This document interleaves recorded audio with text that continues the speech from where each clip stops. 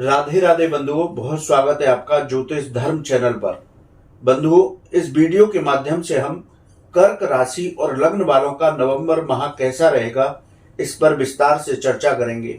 साथ ही बताएंगे वो बेहद खास उपाय जिनको करके कर्क राशि और लग्न वाले इस माह को बेहतरीन बना सकते हैं। बंधुओं, यदि आपने अब तक हमारा चैनल सब्सक्राइब नहीं किया तो प्लीज सब्सक्राइब कीजिए। बंधुओं, कर्क राशि और लग्न का नवंबर माह का राशिफल इस पर चर्चा करते हैं। इस महीने कर्क राशि और लग्न वालों की कुंडली कुछ इस तरह की रहेगी। यदि ग्रहों की चर्चा की जाए तो 3 नवंबर से शुक्र आपके पराक्रम यानी तृतीय भाव में कन्या राशि में गोचर करेंगे। वहीं शनिदेव आपके अष्टम भाव में 4 नवंबर से मार्गी हो जाएंगे। 6 नवंबर से बुध जो है आपके पंचम स्थान में वृश्चिक राशि स्थान पर संचरण करेंगे। 16 नवंबर तक आपके चतुर्थ भाव में मंगल देव रहेंगे।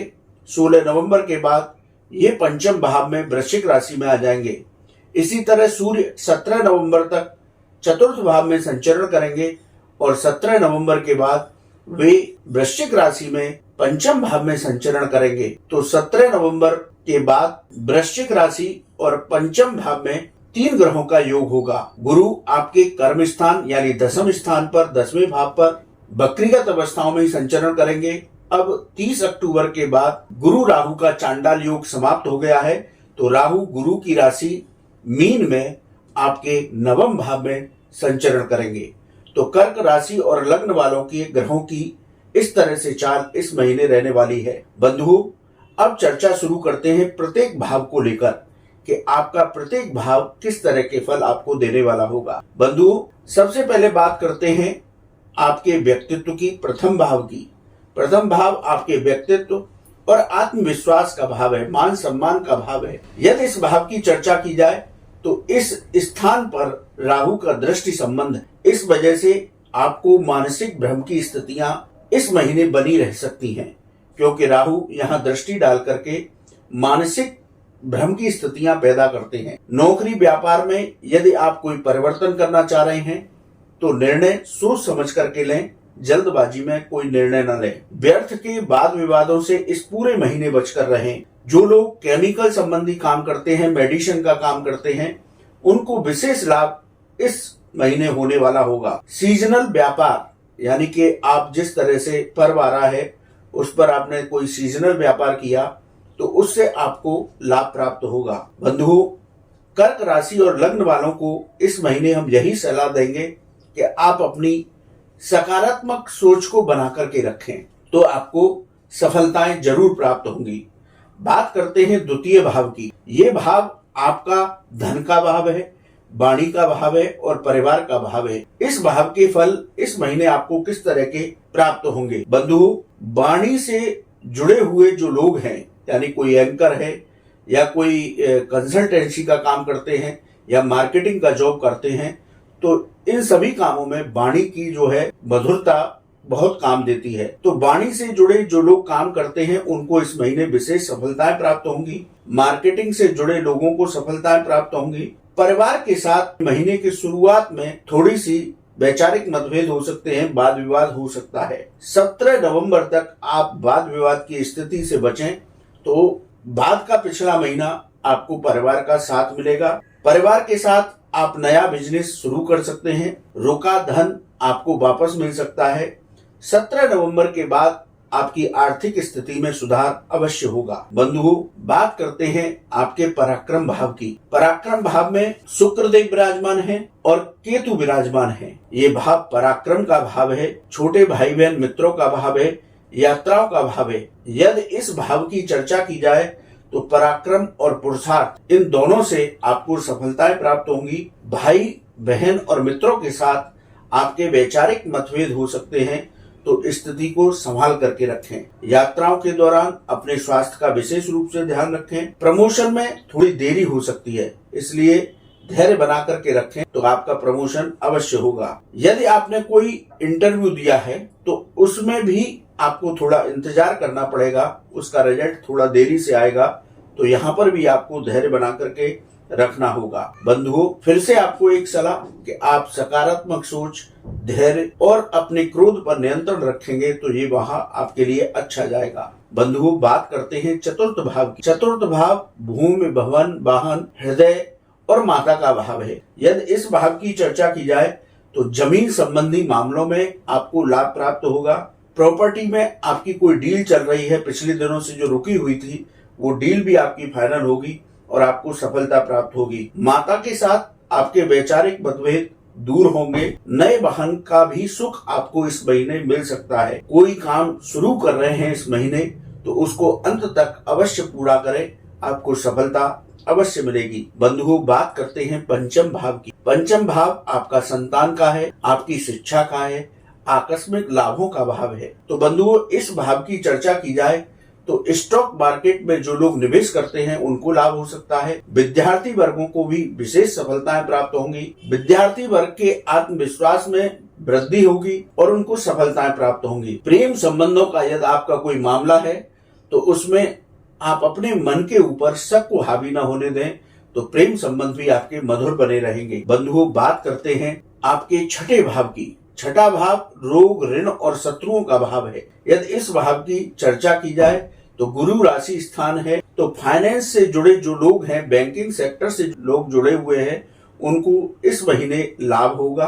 थोड़ा सा अपने स्वास्थ्य का ध्यान रखें, खान पान का ध्यान रखें, क्योंकि आपको कोई पेट संबंधी विकार हो सकता है। शत्रुओं के साथ विवाद की स्थिति से बचें। कर्ज कम करने की स्थितियां आपके सामने आएंगी, यानी कि आपको धन लाभ के इतने अवसर प्राप्त होंगे कि आपकी फाइनेंशियल स्टेज बहुत अच्छी होगी। तो आप अपने व्यर्थ के खर्चों को रोक करके अपना जो पिछला कर्ज है या लोन है उसको कम करने की कोशिश करें। आर्थिक मामलों को सही तरीके से हैंडल करें, यानी कि पैसे का लेन देन बहुत अच्छे तरीके से करें। बंधुओं, बात करते हैं आपके सप्तम भाव की। ये भाव आपके गृहस्थ जीवन का है, व्यापार और व्यापारिक साझेदारियों का भाव है। बंधुओं, इस भाव की चर्चा करें तो गृहस्थ पक्ष के साथ आपके वैचारिक मतभेद हो सकते हैं। मेटल मशीनरी संबंधी जो लोग काम करते हैं उनको इस महीने विशेष लाभ होगा। आईटी फील्ड से जो लोग जुड़े हुए हैं उनको भी लाभ और सफलताएं प्राप्त होंगी। एक्सपोर्ट्स का काम जो लोग करते हैं विदेशों में, उनको भी इस महीने विशेष लाभ प्राप्त होगा। लेकिन यदि आप कोई नई साझेदारी या नई डील इस महीने करना चाहते हैं तो सोच समझ करके निर्णय लें, तो आपके सप्तम भाव के रिजल्ट भी बहुत अच्छे आने वाले हैं। बंधुओं, बात करते हैं अष्टम भाव की। अष्टम भाव आकस्मिक घटनाओं का भाव है, विदेश संबंधी मामलों का भाव है, रिसर्च से संबंधित मामलों का भाव है। यदि इस भाव की चर्चा की जाए तो रिसर्च से जो लोग जुड़े हुए हैं उनको इस महीने विशेष सफलता प्राप्त होगी। विदेश संबंधी मामले आपके पिछले महीने रुके हुए थे, उन कार्यों में तेजी आएगी। विदेश से आपको धन लाभ के अवसर प्राप्त होंगे। धैर्य बना करके रखें, आपको सफलता अवश्य मिलेगी। बंधुओं, जल्दबाजी में आप कोई निर्णय न लें तो अष्टम भाव के भी आपको रिजल्ट बहुत उत्तम प्राप्त होने वाले हैं। बंधुओं, बात करते हैं आपके नवम भाव की। नवम भाव आपका भाग्य का भाव है, उच्च शिक्षा का भाव है और आपके धार्मिक कार्यों का भाव है। यदि इस भाव की चर्चा की जाए तो यहाँ देव गुरु बृहस्पति की राशि में राहु 30 अक्टूबर के बाद पहुंचे हैं। राहु क्या है कि मन में भ्रम की स्थितियां पैदा करते हैं। तो राहु आपके मन में भ्रम की स्थितियां पैदा करेंगे, शक पैदा करेंगे, तो उनको अपने मन पर हावी न होने दें। अडिग होकर के निर्णय लें तो उनमें सफलताएं प्राप्त होंगी। राहु यहाँ बैठ करके आपकी मानसिक स्थिति को खराब करेंगे, उसी तरह से आपका जो धार्मिक कार्यों में मन लगता है उससे भी आपको छुड़ाने का प्रयास करेंगे। इसलिए आप अडिग होकर के भगवान का नाम जप करते रहिए तो आपको सफलताएं प्राप्त होंगी। उच्च शिक्षा से जुड़े हुए छात्रों को भी विशेष सफलताएं प्राप्त होंगी। बंधुओं, बात करते हैं अब आपके दसम भाव की। दसम भाव में देवगुरु बृहस्पति मंगल की राशि मेष में यानी मित्र राशि में विराजमान है। गुरु राहु का चांडाल योग भी समाप्त हो गया है। अब यहाँ गुरु आपको पूर्ण फल प्रदान करेंगे। ये आपके आजीविका का भाव है। तो मेहनत पिछले दिनों आप कर रहे थे तो उतना लाभ आपको प्राप्त नहीं हो रहा था। अब यहाँ पर आपको मेहनत का पूर्ण लाभ प्राप्त होगा। आपको समाज में मान सम्मान की प्राप्ति होगी। कार्य क्षेत्र पर आपको लोगों का सहयोग प्राप्त होगा। महीने के शुरुआत में पिता के साथ आपके वैचारिक मतभेद हो सकते हैं, इसलिए आप थोड़ा पिता के साथ सामंजस्य बना करके रखें। नौकरी और व्यापार में आपकी आर्थिक स्थिति में सुधार होगा। नौकरी में यदि कोई परिवर्तन करते हैं आप, तो वो भी आपको लाभ दे करके जाएगा। बंधु, बात करते हैं अब आपके लाभ भाव की, यानी एकादश भाव की। यदि इसके फलों की चर्चा की जाए तो आपकी आर्थिक स्थिति में अब सुधार होने हैं। खर्चों को थोड़ा संभाल करके रखें। परिश्रम से आपको सफलताएं प्राप्त होंगी। बंधु, बात करते हैं आपके द्वादश भाव की। यह व्यय भाव है और आपके कोर्ट कचहरी के संबंधित मामलों का भाव है, विदेश संबंधी मामलों का भाव है। तो विदेश में यदि आप शिक्षा प्राप्त करना चाहते हैं तो वो सारी बाधाएं अब आपकी दूर होंगी। तकनीकी से संबंधित कार्यों पर आपका धन खर्च हो सकता है, यानी कि आप अपने ऑफिस में टेक्नोलॉजी का कोई संसाधन लाएं, लैपटॉप लाएं या वाईफाई का कनेक्शन लें। कुछ इस तरह के कार्यों पर आपका खर्च हो सकता है। कोर्ट कचहरी के मामलों में इस महीने उलझनें बनी रह सकती हैं, तो यदि आपका कोई विवाद चल रहा है तो वहां पर थोड़ी सावधानी रखें। बंधु, अब बात करते हैं आपके इस महीने की शुभ तारीखों की। 5, 6, 9, 15, 16, 18, 23, 25, 27 और 28 ये आपकी शुभ तारीखें हैं। इनमें आप अपने कोई विशेष कार्य कर सकते हैं। वहीं यदि अशुभ तारीखों की बात की जाए तो 2, 3, 11, 12, 13, 20, 21, 29 और 30 ये आपकी अशुभ तारीखें हैं, तो इनमें थोड़ा संभल करके रहें। अब बात करते हैं विशेष उपाय की। कर्क राशि और लग्न वाले नवंबर माह में हनुमान चालीसा के प्रतिदिन पाठ करें, तुलसी और पीपल वृक्ष पर दीप दान करें और मंदिर में चावल का दान करें, तो कर्क राशि और लग्न वालों के लिए नवंबर का महीना बेहद शुभ परिणाम देकर के जाएगा।